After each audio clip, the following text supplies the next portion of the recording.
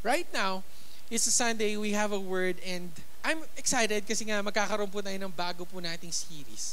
And for some of us here na nakasama ko na po buong taon or simula ng taon, parang every month nagkakaroon na po tayo ng mga series po natin. We're talking about worship, we've talked about mission and ministry. Ngayon, ito naman po pag-uusapan po natin, we're gonna talk about relationships. Alright.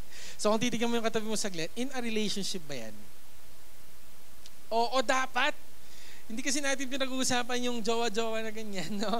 What we're talking about is friendships, relationships, right?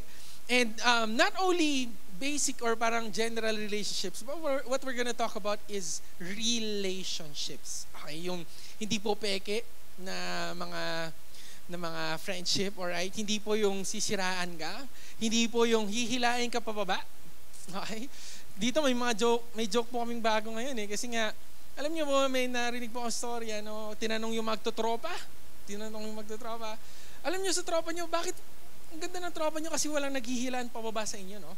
Sabi ganun Sabi nung tropa, oo kasi wala namang umaangat sa amin. Okay, so, kaya dapat check natin yung mga relationship natin, no? Amen po doon. Right? Yung hindi yung naghihilan pababa, hindi yung nagsisiraan, I believe God is calling us to relationships. Relationships that would lead us closer to the Lord. Relationships that would encourage us, would motivate us, would improve us. Kaya maganda rin minsan yung mga tropa natin, kinokorek tayo minsan Ibig sabihin, yan yung mga totoong kaibigan po natin. And for a month, for the whole May, yan po pag-uusapan po natin, relationships. And we're gonna get it from our text in Hebrews 10, verses 24 to 25 says here, let us consider one another in order to stir up love and good works. This is the message, not forsaking the assembling of ourselves together, as is the manner of some, but exhorting one another, and so much the more as you see the day approaching. So I want to focus on that verse 25, not forsaking the assembly together. Wag daw po natin ipagsantabi. Wag daw po natin kalimutan yung pag-gather po natin, yung relationships natin, fellowships po natin. So before we continue, can we just close our eyes again for a moment? And let's take a couple of seconds just to welcome the Holy Spirit this afternoon. Holy Spirit, we welcome you and we acknowledge your presence. We thank you, Holy Spirit, for giving us peace. We thank you for the gift of communion, that we could communicate with you anywhere we are, oh Lord. We thank you, Holy Spirit, na kasama ka po namin. You're never gonna leave us nor forsake us. And right now, Lord, as we listen to your word, may you continue to speak to us. Just like we sang a while ago, open our ears that we would hear. Open our hearts that we would know you more and more. And Holy Spirit, I pray, use me as well as I share your word. Your word, God, is a light unto our path and a lamp unto our feet, Panginoon, and guide us, Panginoon. We need you. Holy Spirit, do your thing. Touch our hearts today. We need you, and we love you, O Lord. We continue to give you glory, honor, and praise. In Jesus' name, amen and amen. Sige po, palapakan natin si Lord. The title of our first segment today ng relationships is what we call Swipe Right. Yan po yung gusto kong maging title po natin, Swipe Right. So, sa mga millennials, sa mga Gen Z, Gen X, ano bang mga Gen yan? Gen Z? May ganun ba? Gen Z. Okay, so, itong swipe right mo na to, usually term po to ng mga nasa dating apps. Okay, so again, bago tayo magsimula, hindi po ako nagpo-promote ng mga dating apps mga single. Kasi ako naniniwala ako na dapat yung partner mo makikita mo sa church no? Alam niyo, may fantasy ako noon na dapat, tama, may fantasy ako noon, sabi ko, pagka ako mamimit ko yung partner ko, siguro naglalakad ako sa session, tapos magkakabungguan kayo, tapos mahuhulog niya yung mga papel niya, tapos tutulungan mo siya, tapos titinginan kayo. Akala ko ganun you know? But again, saan po bang mas maganda ma-meet yung partner mo kundi sa church? Tama po ba? Hindi sa Facebook. Kasi nga naman, minsan yung profile picture, ang daming filter No? Tapos pagkakita mo, ikaw ba yun? Lalo yung mga AI ngayon, di ba? Anyway, so I'm not promoting any dating app, okay? But I want to talk on that subject, swipe right. So, pag sa dating app, pagka swipe left, ibig sabihin hindi ka interested sa taong yon. Okay, like, ayaw mo siya, hindi maganda, or hindi gwapo, ganun, o kaya hindi matangos yung ilong. Kaya ayaw mo siya. Ayaw mo rin yung kulay niya, hindi siya mabuti. So, pagka ayaw mo, swipe left, right? Pagka nagustuhan mo, swipe right. Interested ka, gano'n. Kaya ka magsaswipe right. Now, most of the time, bakit ba nagsaswipe right yung mga nasa dating app or mga dating site na yan? Kasi nga, una pa lang, nakahanap na sila ng connection. Pakisabi connection. Parang una pa lang, nakita nila yung bio, ganito pala yung trabaho niya, ganito yung edad niya and everything. Kasi yung iba ayaw nilang mas bata, ayaw nilang mas matanda. So anyway, nakahanap po sila agad ng connection. That's why they wanted to swipe right. Eh alam niyo po ba, lahat po tayo nandito, we're also longing for connection. Someone who could listen to us, someone who could understand us, someone who could celebrate with us. Gusto natin ng ganun eh. Gusto natin ng friend. We're looking for connection na maiintindihan yung mga chismis mo. Ganon. Minsan, hindi, bawal yan. Pag sabi sa katabi mo, bawal chismis. Sabihin mo sa kanya, okay, bawal chismis ha. Yung makakaintindi sa isip mo, sa mga gusto mo, pareho kayo ng kape na gusto, pareho kayo ng movies na gusto, and we're all longing for connection. That's the desire that we're longing for. And actually, minsan kasi iniisip natin, dysfunction yun eh. Kuya Moses, parang mali na, parang nagsistrive ako na, Lord, sabi ko, gusto ko may makaintindi sa akin. Lord, gusto ko ng friend kasi parang feeling ko, yung mga tropa ko ngayon, hinihila ko pababa and everything, you know. And we're longing for connection, but we think it's a dysfunction. But again, listen to this. Yung dysfunction na iniisip mo, yung longing na iniisip mo, si Lord mismo ang naglagay niyan. Bakit? Alam niyo po, if we're gonna go back to Genesis, in the story of creation, si Lord, nung kinreate niya po yung heavens and the earth, ano niyo po sabi niya? It's good. No? Tapos nakita niya yung bundok, nakita niya yung mga bundok sa Switzerland, ang ganda. No? Tapos sabi niya, it's good. Tapos nakita niya yung hayop, yung aso mo, na ang pangit-pangit naman. Parang aso ko. Diba? Pero sabi ni Lord, nakita niya yung mga hayop, mga halaman. It's good. Eto na. Okay? 6th day, nakita ka niya. Anong sabi niya? It's not good, sabi niya. Hindi. Okay, hindi yan. Actually, tayo ngayong masterpiece ni Lord. We were created in His image and His likeness. But listen to this. In Genesis 2, verse 18, dito na po sinabi yung first time. Sinabi po niya, after creation, it's not good. Listen to this. Sabi niya dito, the Lord God said, it is not good. Kailan niya sinabi yon? That man should be alone. So una pa lang, kinreate ka ni Lord, He formed you, He created you in His image, pero kapatid, yung pagkagawa sa'yo, ginawa ka na para hindi mag-isa. Ginawa ka ni Lord, kasi nga sabi niya, nung nakita niya, mag-isa to lonely to Sabi ng Lord, it's not good. That's why God created us to be in relationships. Amen. Kaya nga totoo yung term na sinasabi na no man is an island. Tama? Like, andyan ba kayo? Like, nakikinig ba kayo? Like, uwi na lang tayo. Okay?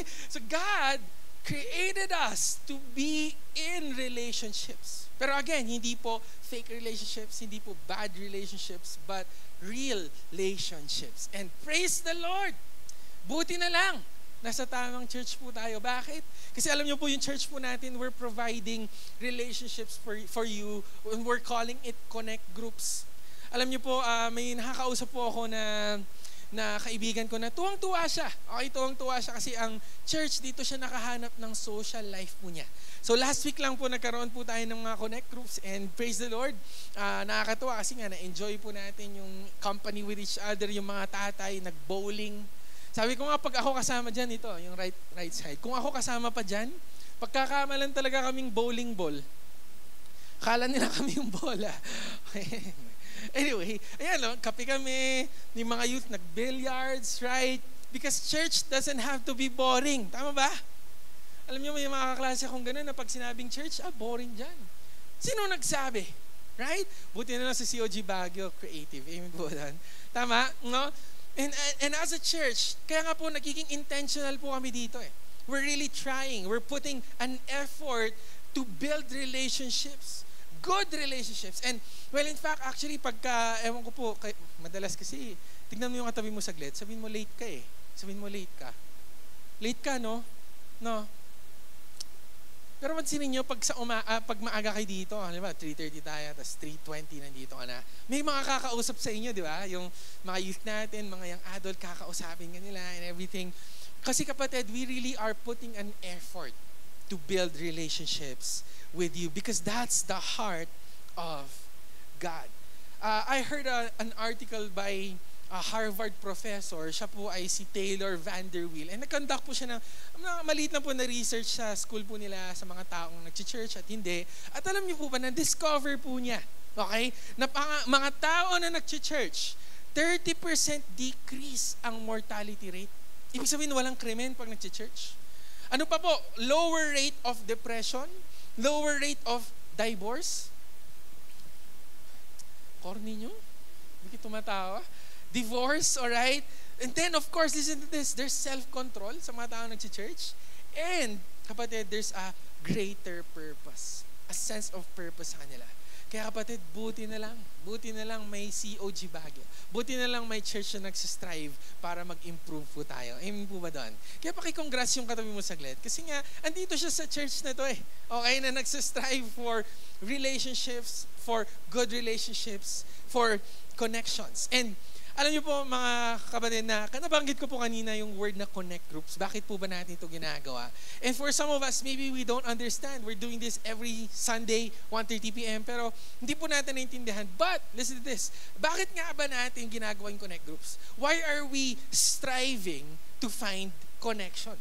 Bakit ba as a church, we're providing these platforms for everyone? At kapatid, yun po yung sasagutin po natin today. Number one, the reason is we want you to belong. Pakisabi belong. Belong. To feel love. Para ma-feel nyo naman yung love. Para ma-feel nyo na part po kayo ng church po natin, that you would feel seen and heard and understood and that you would find connection sa church po natin. Kaya nga po, yung mga first-timers po natin, kung papansin nyo, talagang special na special po yan. VIP po sila. Ang dami po nating binibigay na regalo.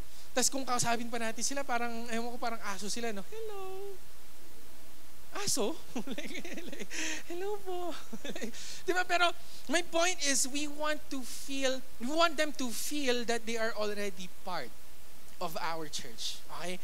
Kasi alam nyo, may nagtatanong minsan sa mga social pages natin, nagtatanong, ano po bang mga requirements para makapunta ng church? Sabi ko, national ID, 1-by-1 picture. Hindi ka graduate. May resume pa. Okay? Pero kapatid, wala na pong requirement. Anong requirement? Ikaw lang. Dalhin mo yung sarili mo dito. Basta may damit ka. Mayroon mo lang. Wala kang suot. Okay? So everyone, actually, yun yung isang heart po talaga ng church. All are welcome here. No matter what your past is, you belong here. At kung mapansinin niyo po sa baba, no, yung mga flags po natin doon, nakasulat, welcome home. Why? Because hindi ka pa namin kilala, but you're already part of the family. Hey. Anyway, kaya again, ulitin po natin kanina, kaya yung mga youth natin, pagka maaga po kayo, try nyo minsan, agahan nyo, no? Kung 3:30 tayo, kasi nga, di ba? Ang naituro sa amin, ang on time, if you're on time, you're late. Anyway, so pagka maaga, pansinin nyo, may kakausap sa inyo. Tapos hanap sila ng connection eh. Alam niyo practical ways para makahanap kayong connection sa mga, lalo sa mga introvert, no? Para matuto kayo makipag-communicate. Ito, natutunan ko to. May tinatawag na Ford strategy. Alam niyo yung Ford strategy? From the word Ford, yung acronym na yan, kunin natin. Para makahanap ka ng connection, una mong tanangin is about their family. Okay? Ano ba yung background nila? Tagasan ba siya? Hindi mo alam, kapatid mo pala. Or pinsan mo pala. Okay. Anyway, you can talk about family, ilan sila sa pamilya, gano'n, yung ethnicity niya or something, di ba? Malay mo, mahanap niyo yung connection doon. Pangalawa, occupation. You can ask their occupation. Makakonect kayo dyan, di ba? Ito, again, okay, ito inaaral ko to, binibigay ko lang sa inyo to ng libre, Hindi ka nagpapasalamat, Anyway, occupation. Di ba? Hanapin nyo occupation. Ano bang work nila? Hindi mo alam, makaka-connect ka na doon, kapatid. Occupation. Ano yung R? Recreation. So ano hilig nilang gawin? You can talk about that. Pagka day off nila, gusto ba nila mag-hiking, gano'n, mag-bowling, mag-basketball, anything. Alright? And lastly, yung D is dreams. Ano ba yung gusto nilang maging? Gusto nilang maging presidente, o kaya senado, o kaya sa senado, o kaya magpatayo ng party list or anything. Anyway, pero sa fourth po na ito, dito pa lang natin makikita, makakahanap na po tayo ng connection. So again, binibigay ko to sa inyo ng libre, ha? Okay. Bahala kayo. Thank you. Welcome. Alright? These are practical ways for us, basic communication skills po to para makahanap po tayo ng connection. And alam niyo po, nung bata po ako, nung bata po ako, takot po ako sa mga pare. And nakakalungkot because this year, namatay na po yung Pope ng Catholic Church, si Pope Francis. And sabi nga nila, yung may isang Pilipino daw na baka pwede. Siyempre, nakaka-proud sa atin yan. And I'm not throwing any shade against any church. Alam niyo po, ang Catholic Church, ang dami rin po nilang ginagawa, ang dami po nilang tinutulungan and everything. So, again, we respect them and we honor yung mga church leaders po na to. Pero kapatid, alam niyo, nung bata po ako, takot na takot ako sa pare.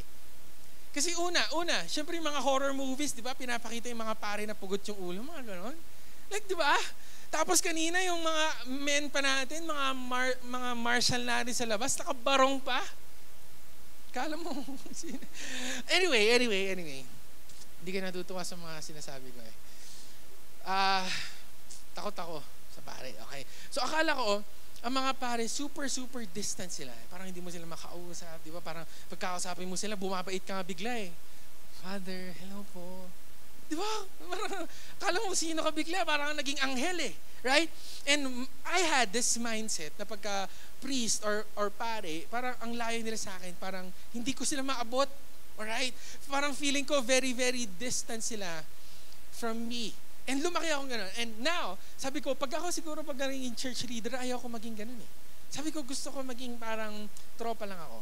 Right? Kaya kung pansinin nyo mamaya, kanina lang makwento ko lang, no? May katabi ako, nakabarong, nakapolo, tapos pumasok, ginrit kami. Yung katabi ko, sabi sa katabi ko, hello pastor, sabi gano'n. Akala siya yung pastor. Okay? Sabi niya, hindi po, ito yung pastor, sabi niya. Okay, anyway, my point is, kaya po ganito kami manamit, kaya ganito rin po ang pananalita namin dito, because we don't want you to feel that we're distant from you. We don't want you to feel that we're far from you. We want to be reachable as much as possible. Kaya nga kapatid, kami na po mismo din ang kumakausap sa inyo kahit ayaw nyo na kami. Kahit sawa na kayo sa amin. Kami po ang lumalapit po sa inyo. Parang yung isang pinapanood ko po na TikToker, si Paring Hybe. Kilala niyo po si Paring Hybe? Hindi niyo po kilala yan? Siya po ay isang sikat ngayon na nagbibenta po ng mga Rolex yan. Ngayon, nalaman ko na yung pangalan niyang Paring Hybe, sinadya niya. Sabi niya kasi, ano kayong papangalan sa akin? Boss Hybe?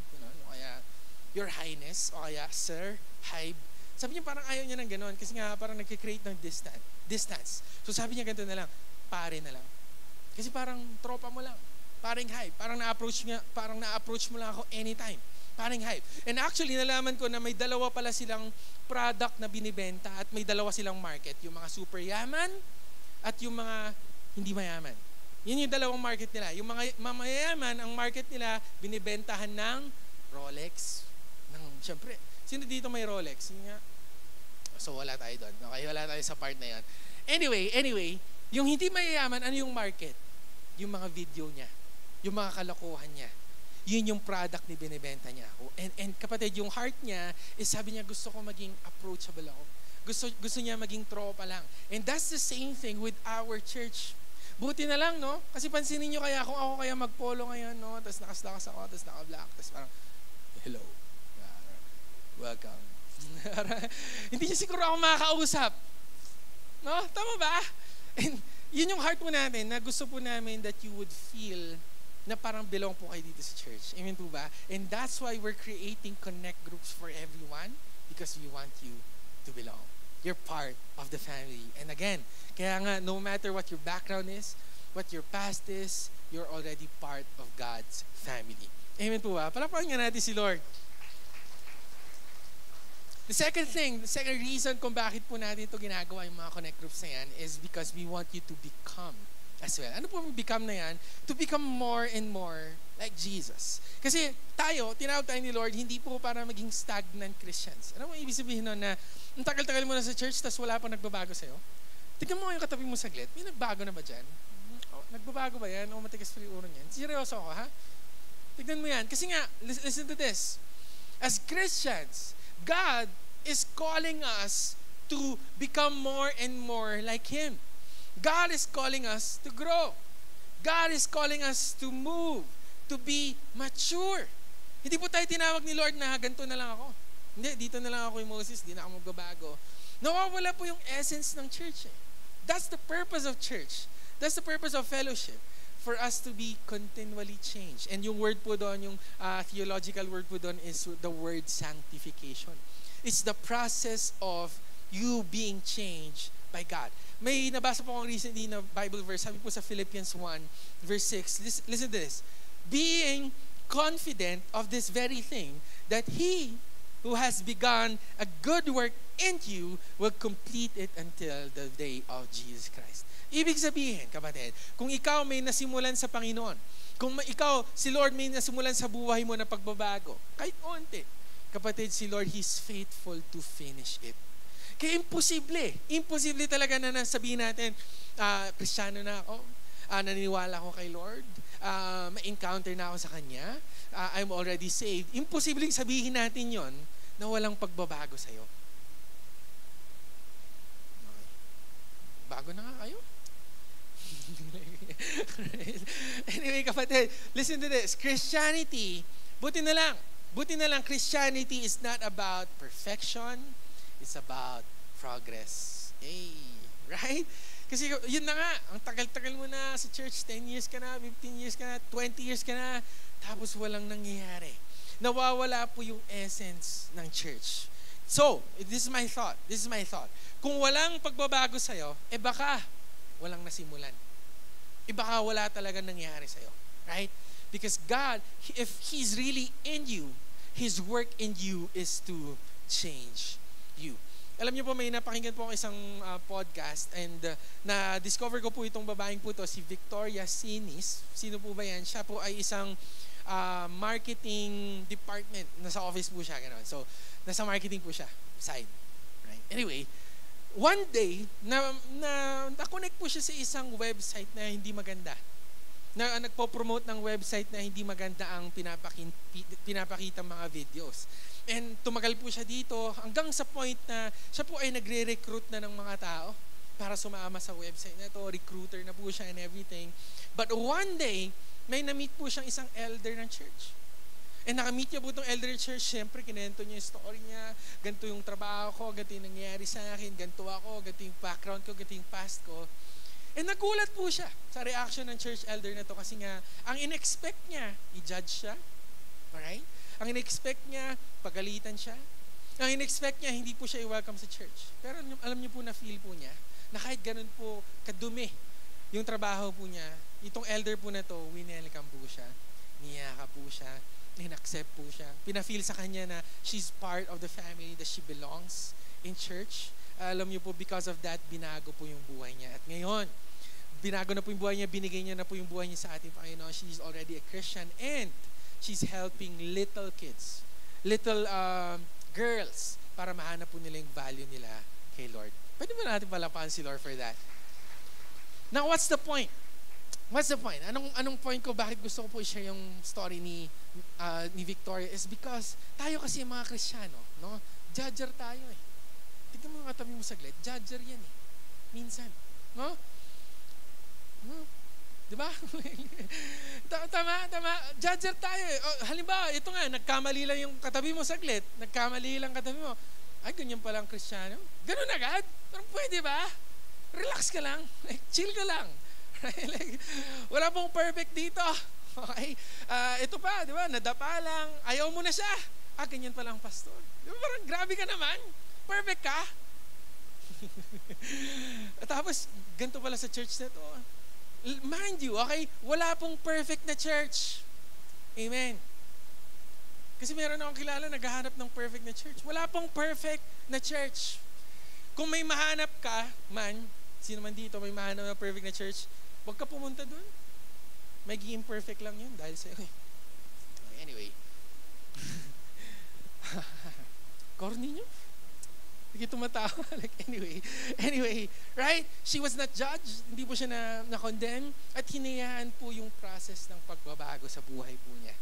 And that, ngayon, nagpapagamit na po siya kay Lord. And we want you to become. Now, this is the question. Paano ba malalaman, kapatid, kung binabago na ako ni Lord? Paano ba malalaman kung nagsisimula na yung change sa buhay ko? Ano ba to? Kung Moses, padamihan ba to ng Bible verses? Padamihan ba ito ng memorize na Bible character sa Bible? Padamihan ba ito ng ministry? Lahat na ng department sa church natin, nandun ka? Ganun ba ang gauge or measurement para malaman natin na nagmamature po tayo as Christians? Alam niyo po, may sinabi po sa Galatians 5 verses 22 to 23. Ito po yung measurement.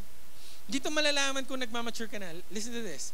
The fruit of the Spirit, o yung bunga sa'yo, pagka nasa yung Lord, is love, joy, peace, long-suffering or patience, kindness, goodness, faithfulness, gentleness, self-control. Against such, there is no law. So, paano natin malalaman na nagmamature na ako? May love ba sa'yo? Mahal mo ba yung katabi mo? Love your enemies, right? Ito pa, is there joy in you? Parang kayo, ang lulungkot nyo ngayon. Or dahil sa weather. No? Tagulan na kasi. Anyway, is there joy in you? Pagpasok mo pa lang dito, nakasamangot ka na eh. Parang yung baby ni Ate Abby na ganun lagi. Ang sungit eh. Di ba? But is there joy in you? Is there peace? Lalo na pag traffic, di ba? Galit na galit ka na. Ewan ko lang talaga, lagi na lang sinasabi ng mga driver yon. Traffic, may pulis siguro. Like, paano mo nalaman na dahil sa pulis yun? Kasalanan ba ng pulis? Anyway, is there peace? Is there patience? Di ba? Like, sa McDo pa lang, pipila ka. Sabi, 20 minutes, tas 30 minutes na. Inis ka na. Is there peace? Is there patience in you? Kindness, goodness, faithfulness? Pagka may sinabi ka ba, faithful ka ba? Pagka sinabing ministry, may commitment ba? Nakasama doon? Doon natin malalaman. Mag-gauge, kapatid, if we're growing as a Christian and may gentleness and may self-control. Hindi daw galitin. Tingnan mo yung katabi mo saglit. Galitin yan. Sabihin mo nga sa katabi mo ngayon, sige, lahat tayo sabihin mo sa katabi mo, magbago ka na. Sabihin mo, alright. Kailangan natin magbago. Alam niyo po, nakakatuwa si Peter. Now, this is a picture of him. Para may imagine lang natin itsura ni Peter sa Bible, okay? Alam niyo si Peter, nung una, hindi po talaga, matigas ulo niyan. Sobrang impatient niyan. Sabi nila, kasi pag mga fisherman, ito yung mga nagpupustahan, so maraming utang to, tumataya itong mga to sa wedding, gano'n. So sila yan, mga fisherman, and he had a bad past. He had a good past. So hindi po talaga maganda yung past ni Peter. Pero alam niyo po, nung na-receive po niya Holy Spirit, binago po siya ng ating Panginoon. And I believe, and listen to this, Peter started the church. So kung wala si Peter, kung hindi dahil kay Peter, wala po tayong ganito ngayon. Wala po tayong gathering ngayon. Pero kapatid, dito po natin makikita that if you're really a follower of God, if you're a follower of Christ, may pagbabago sa'yo. And as a church, buti na lang may connect groups, because in connect groups, this is where we can help you to become more and more like Jesus. For you to become the person that God wants you to be. Amen po ba doon? Palakpakan nga na si Lord again. And lastly, why are we doing connect groups? Is because we want you to go beyond. Pakisabi beyond. We want you to go beyond. Hindi titigil na belong ka lang ng church, attendee ka dito, bumabalik-balik ka. Hindi rin sapat na you're becoming more and more like Him, na nagbabago ka lang. Hindi sapat yun eh. God wants you to go beyond. May susunod pa. There's more to this, right? There's more than what you could ever ask or imagine sa buhay po ninyo. Kasi ang ating Panginoon, may gusto po siyang gawin sa'yo. Ito po yung beyond na ito, pinag-usapan natin is what we're calling ministry. Si Lord gusto niya ng miracles sa buhay mo. Si Lord gusto kanyang gamitin for influence. Si Lord gusto kanyang gamitin to change the world because there's more. If God is a God of more, that means there's more in you. Sabi po sa Ephesians 3, verse 20, basahin po natin. One of my favorite verses. Sabi po dito, now to Him who is able to do exceedingly, abundantly, sobra-sobra, above all that we ask or think. Pero minsan nagsastop tayo din eh. There's a second part in this verse, says here, according to the power that works in us. I heard a preacher, sabi po niya, the Holy Spirit is in you, but He wants out. Gusto niya mag-work, gusto niya mag-move, gusto niya lumabas, gusto niya gumawa ng mga miracles, gusto niya mag-heal ng mga may sakit. Pero kapatid, hindi tayo nagpapagamit sa Lord. We do not make a step, a leap of faith to go beyond. Alam niyo, may recently na nangyayari sa US ngayon. Kilala niyo po si Katy Perry? Di ba? Yes, agad. Lizelle, kilala niya. Okay, anyway, si Katy Perry, nabalitaan ko po na may mga kasama po siyang mga babae na mga sikat din po. Pumunta po sila ng outer space. Alright? So, napunta po sila doon and alam niyo po, during that video, nung live stream po nila na yon, makikita po natin yun na habang sila po ay papalabas na atmosphere po natin, makikita mo kung gaano kalaki ang earth natin. Makikita mo kung gaano kalaki ang mundo natin. Right? Kung gaano kalaki, kung saan po tayo ngayon. Now, ito lang, nung iniisip ko yun, nung tinitingnan ko yun, sobrang laki pala ng earth, sobrang laki pala ng mundo natin. Ito, nalaman ko na yung sun natin, yung araw, okay? Yung araw natin, alam niyo yung size nun? Yung size ng sun natin is consisting of 1.3 million Earths.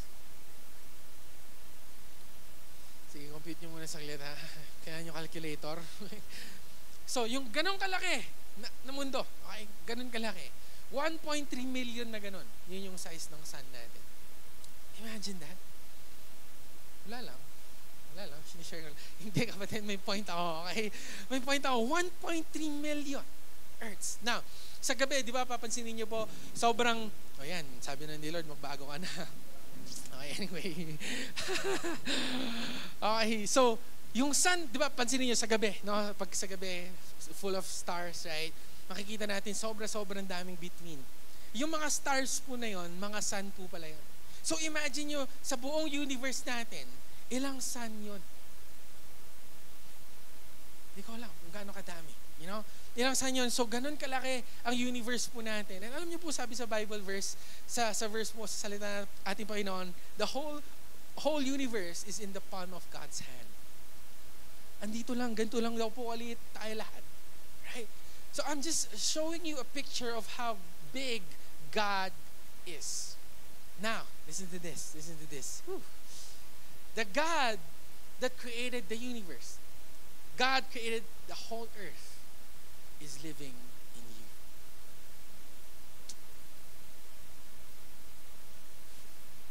Imagine.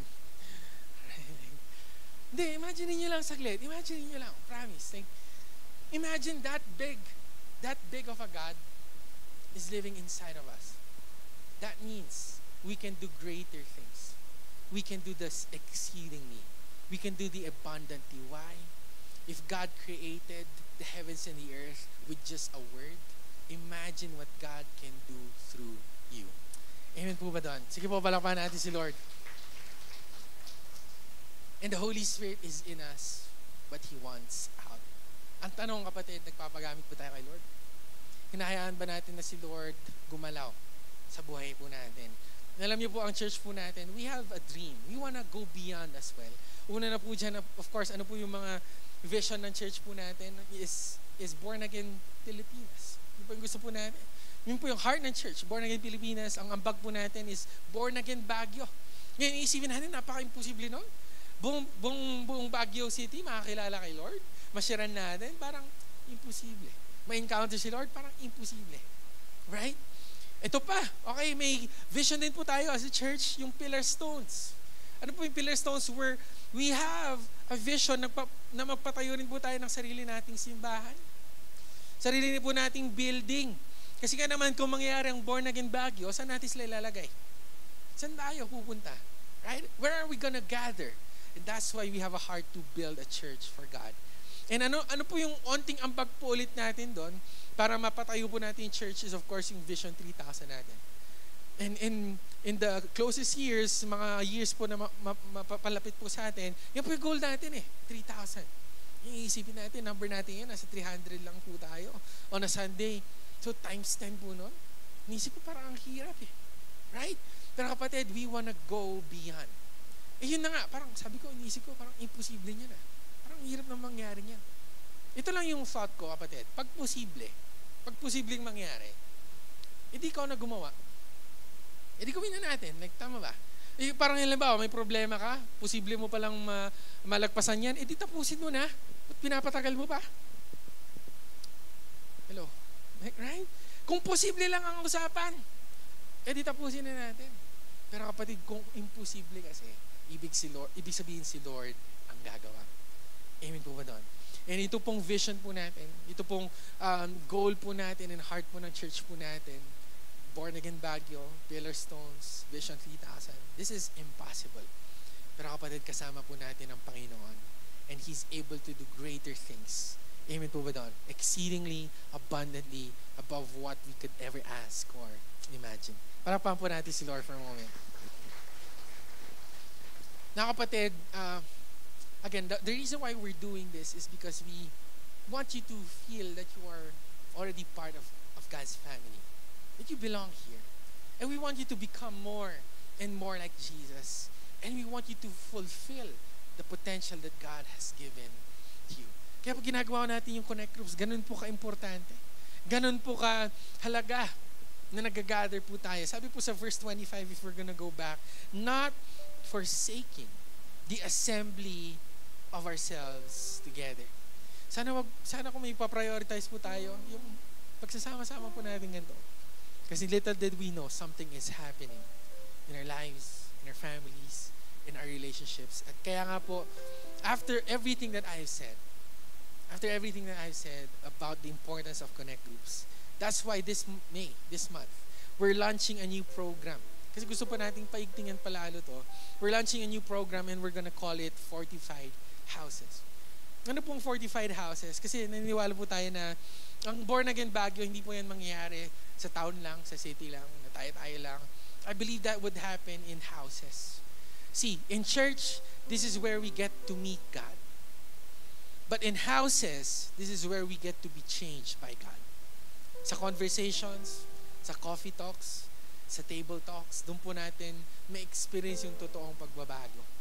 Kaya kapatid, kung ang Fortified Houses, that's a modern term of Bible studies. Yan po yan. And alam niyo po, last year, we conducted 2 missions. Medical missions sa Irisan and then sa Camp 8. Ngayon, sa Pacdal and St. Joseph Village. And again, ayaw po natin matapos na doon yung trabaho namin. That's why, yung 4 po na barangay na yun na missionan na natin, doon po natin gaganapin ang Fortified Houses. So, kung malapit po kayo dyan, we're encouraging you to please join us. Every week po yan, every Saturday po yan, iba-iba po yung lugar natin. So, on the first week, yung Fortified Houses, mangyayari po yan sa Pacdal. So, kung taga doon kayo, punta po tayo doon. May onting merienda tayo doon. On the second week, sa St. Joseph Village, headed by Kuya Donnie. The third week, Camp 7. And then sa fourth week, sa Barangay Irisa naman. And for a month, for 6 months, tayo po ay mag-gather and we're gonna strengthen our families. We're gonna strengthen our relationships. Amen po ba doon? At ito, ginagawa po natin na to, ito po yung ambag po natin towards going beyond for